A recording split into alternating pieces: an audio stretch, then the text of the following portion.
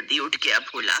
हाँ माँ, वो काम पे जाना है ना, फिर वहां से आने में देरी हो जाती है तो ठेले की सफाई करने का टाइम नहीं मिल पाता है। बस कर भोला, कितनी मेहनत करेगा रे तू। दिन भर मजदूरी करता है और फिर शाम को मोमोज बेचता है। अगर तू बीमार पड़ गया तो?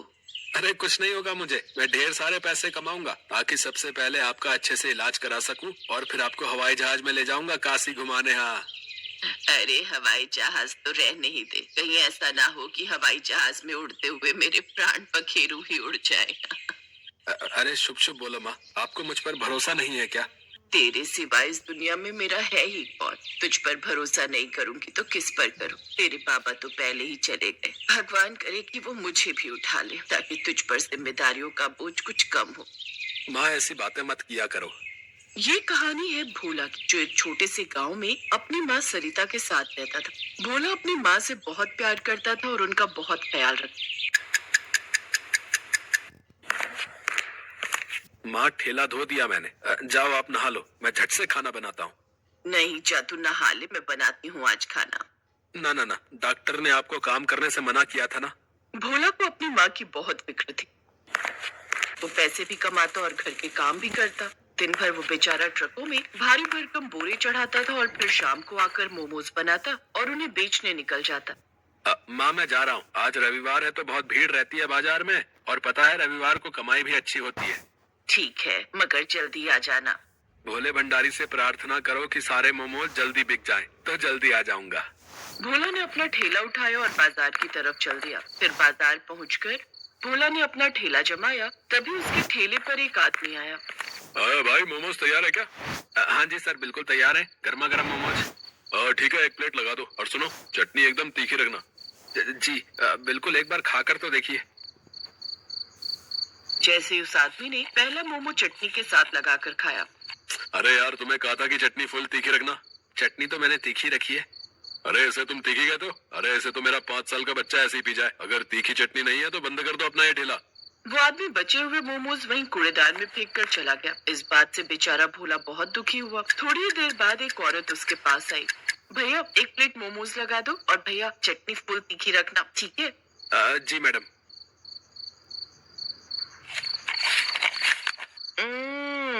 भैया मैंने कहा था आपसे कि चटनी फुल तीखी लगाना, और इससे बढ़िया तो मैं बर्फी खा लेती।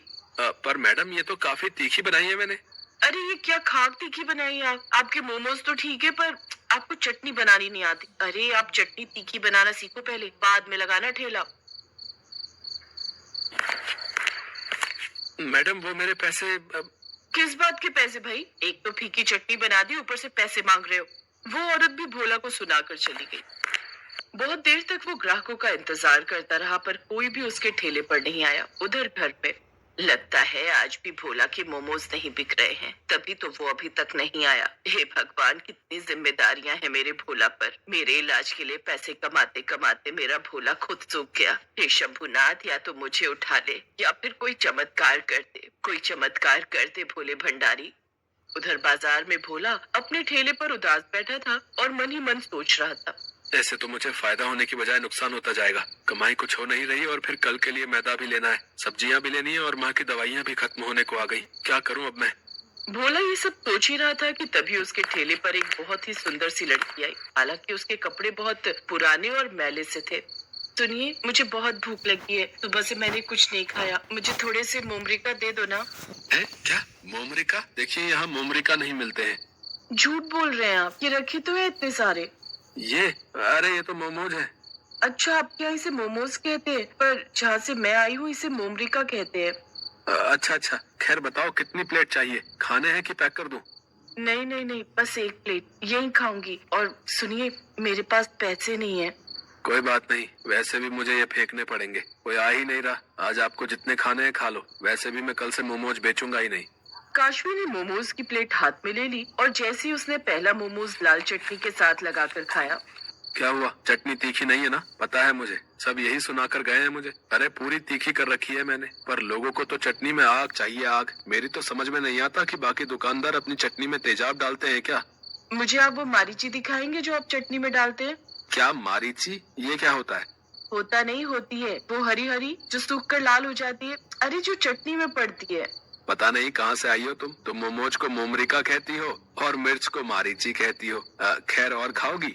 हाँ, चटनी इतनी भी बुरी नहीं है, एक प्लेट और दे दो ना। काशवी भूखी थी, इसी वजह से वो देखते ही देखते 3-4 प्लेटें मोमोज खा गई। फिर काफी देर बाद, तुम्हें जाना नहीं? अरे अपने घर जाओ। मेरा कोई घर नहीं है, मुझे मेरा घर छोड़ना पड़ा। यहाँ मेरा कोई घर नहीं है। मैं कुछ समझा नहीं। दरअसल, तू जा मेरी बच्ची, हम सब मिलकर भी तुझे बचा नहीं पाएंगे। और माँ, अगर मैं एक बार परीलोक से बाहर चली गई तो मैं कभी वापस नहीं आ पाऊंगी। मैं चाहती हूँ मेरी बच्ची, पर अगर तू नहीं गई तो वो शैतान तुझे जबरदस्ती अपने साथ ले जाएगा और तुझ पर जुल्म करेगा। तू एक काम कर, तू धरती पर चली जा, वहां तुझे कोई ना कोई अच्छा इंसान जरूर मिल जाएगा। जा मेरी बच्ची, चली जा यहाँ से। क्या तुम एक परी हो? हाँ, धीरे बोलो, पर अब मेरे पास मेरी जादुई शक्तियाँ नहीं है, इसलिए मैं तुम्हारी कोई इच्छा पूरी नहीं कर सकती। मेरी कोई इच्छा नहीं है। मैं एक परी से मिला, यही बड़ी बात है मेरे लिए। अगर मैं तुम्हारी कोई भी मदद कर सकता हूँ तो मुझे बताओ।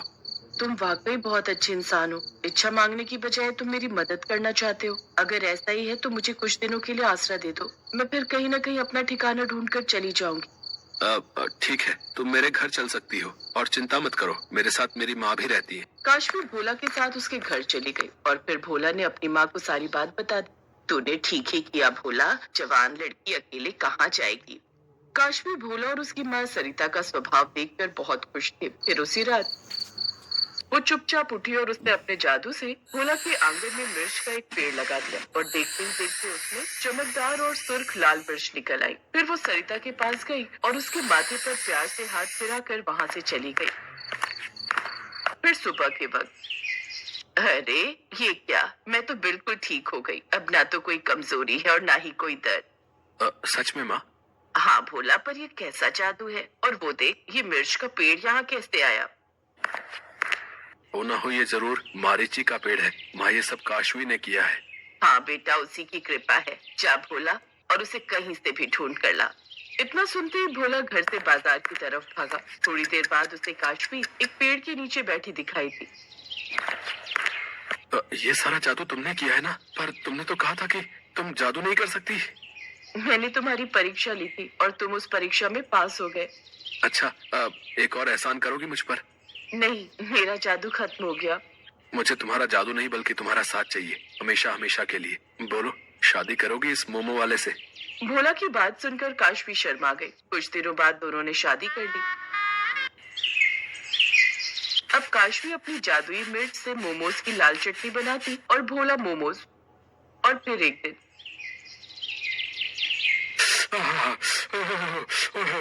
अरे भाई, मजा आ गया भाई। क्या तीखी लाल चटनी है।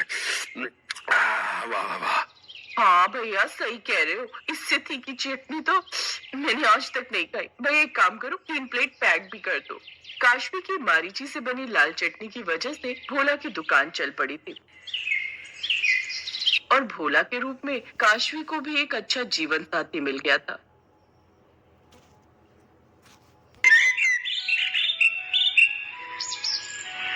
पिंकी, ओ पिंकी, आई ना, कहाँ थी तू?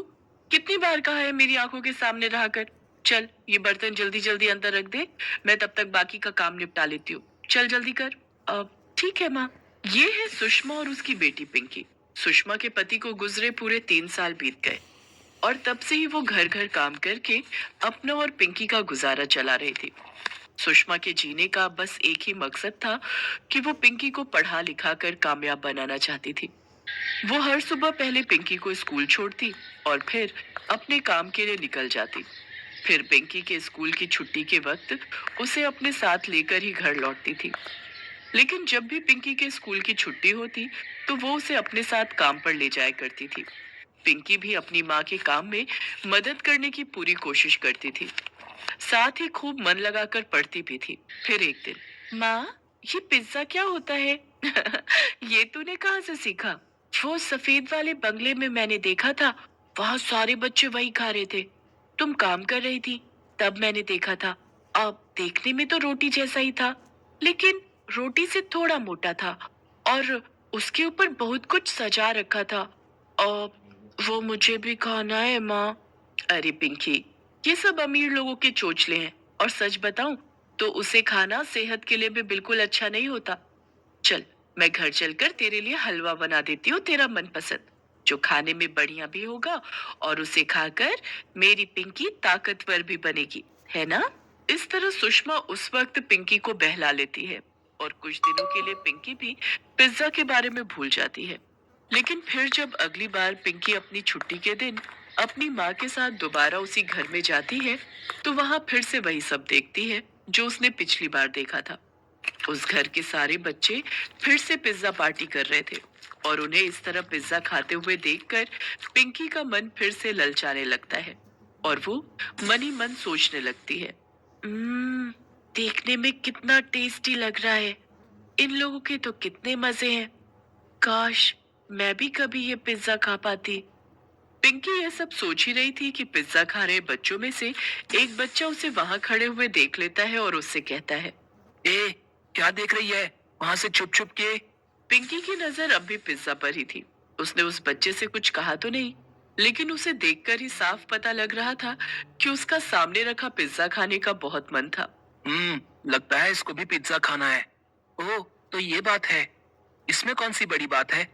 आजा इधर और ले ले एक पीस तू भी। उस बच्चे की बात सुनकर पिंकी का चेहरा खिल उठता है। वो फौरन पिज्जा के पीस की तरफ आगे बढ़ती है, लेकिन तभी वो बच्चा उस पिज्जा के पीस को उठा लेता है और अपने साथी बच्चे की तरफ उछाल देता है। पिंकी उस पीस की तरफ दौड़ती है, लेकिन वो पीस को पकड़ नहीं पाती, और वो पिज्जा का पीस जमीन पर गिर जाता है। अरे यार, सॉरी, कैच नहीं कर पाया। लगता है वाकई ये पीस इसकी किस्मत में है। जा उठा के खा ले। नन्ही पिंकी ये समझ ही नहीं पाती कि वो बच्चे असल में उसकी गरीबी का मजाक उड़ा रहे हैं। वो बेचारी खुशी खुशी जमीन पर पड़े उस पिज्जा के टुकड़े की तरफ बढ़ती है कि तभी उसे अपनी माँ की आवाज सुनाई देती है, नहीं पिंकी, छोड़ उसे, इधर आ मेरे पास। माँ, लेकिन वो पिज्जा। पिंकी, मैंने कहा ना इधर आ, उसे नहीं खाना, वो जमीन पर गिर गया है, गंदा है वो। सुषमा के कहने पर पिंकी उस पिज्जा के टुकड़े को उठाती तो नहीं, लेकिन वहीं खड़ी होकर उसे ललचाई नजरों से देखने लगती है। ये देखकर सुषमा आगे बढ़ती है और उसका हाथ पकड़कर उसे अपने साथ ले जाती है।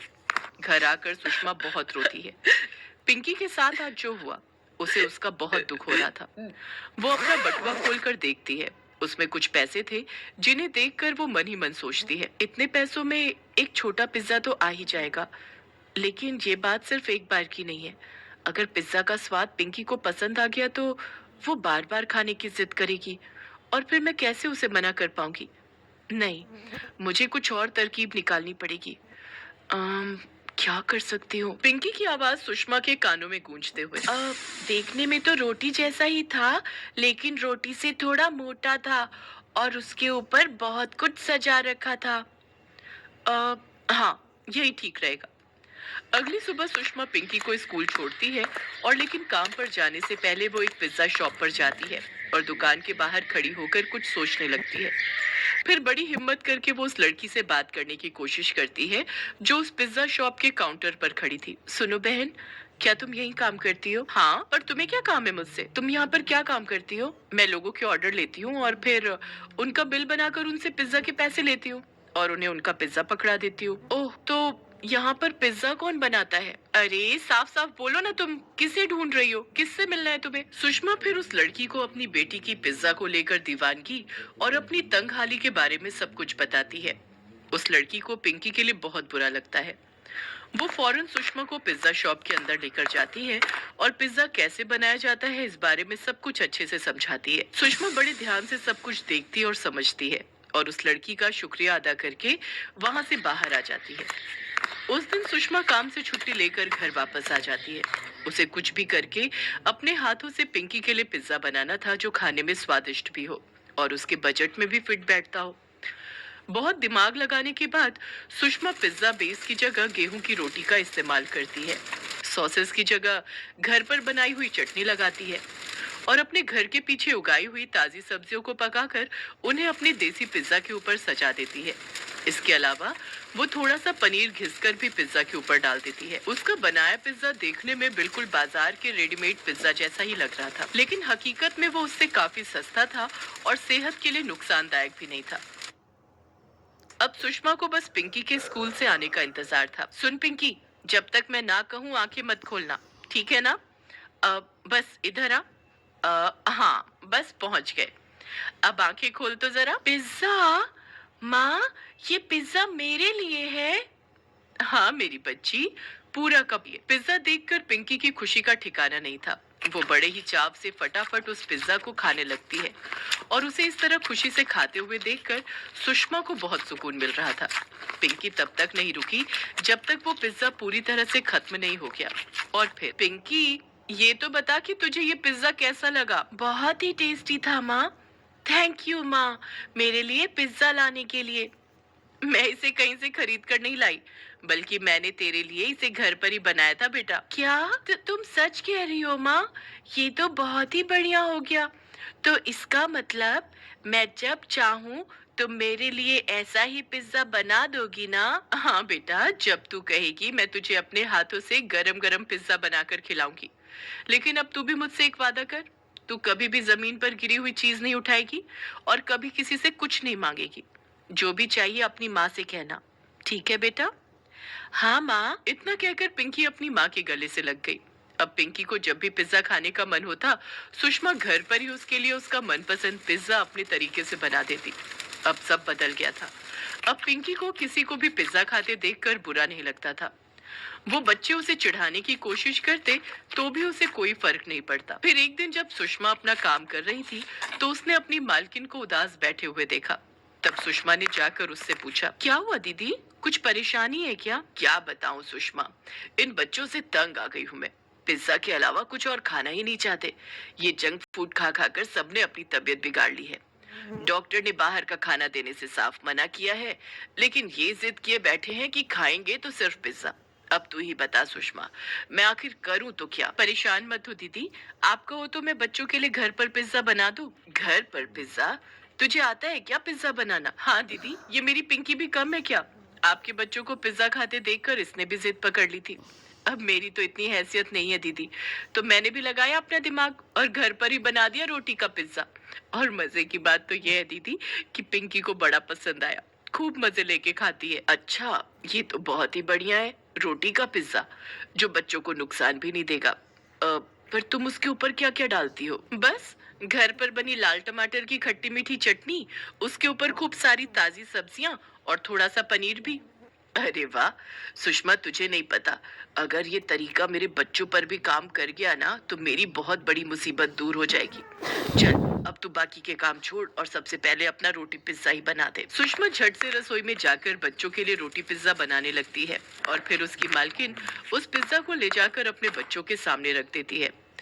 बच्चे उस पिज्जा को देखकर बिल्कुल भी फर्क नहीं कर पाते और उसे उठाकर खाने लगते हैं। खाते हुए भी उन्हें उस रोटी पिज्जा से कोई तकलीफ नहीं होती, उल्टा उन्हें तो उसका स्वाद बहुत पसंद आता है और ये देखकर उन बच्चों की माँ बहुत खुश हो जाती है। सुषमा, मुझे तो बिल्कुल अंदाजा नहीं था कि तू इतना बड़ा कमाल भी कर सकती है। सच में तूने मेरी बहुत बड़ी मुश्किल हल कर दी।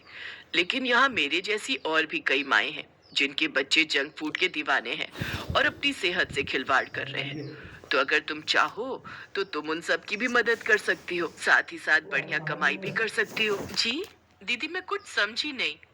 मैं ये कह रही हूँ कि तुम क्यों ना अपने रोटी पिज्जा का स्टॉल शुरू करो। लेकिन दीदी मेरे पास लागत लगाने के पैसे नहीं है और जगह भी तो नहीं है। अरे इस सब की चिंता तू मत कर, वो सब मैं देख लूंगी। तू तो बस हाँ बोल और लग जा काम पर। अब सबकी मुश्किलें हल होने वाली थी। सुषमा को एक नया रोजगार मिल गया था और कई माओं को अपने बच्चों की अच्छी सेहत जो सुषमा की रोटी पिज्जा में छुपी हुई। Best buddies